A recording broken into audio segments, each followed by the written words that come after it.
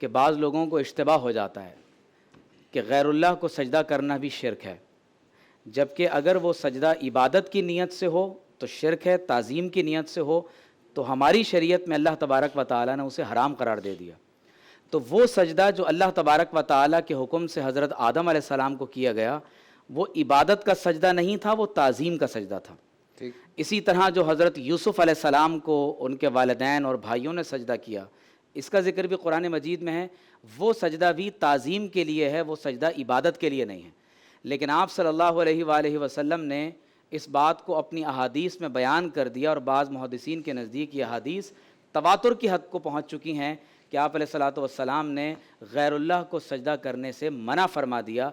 तो अब हमारी शरीयत में ये हराम है कि किसी मज़ार को या किसी शख्सियत के सामने नाउज़ुबिल्लाह सजदा रेज़ हुआ जाए।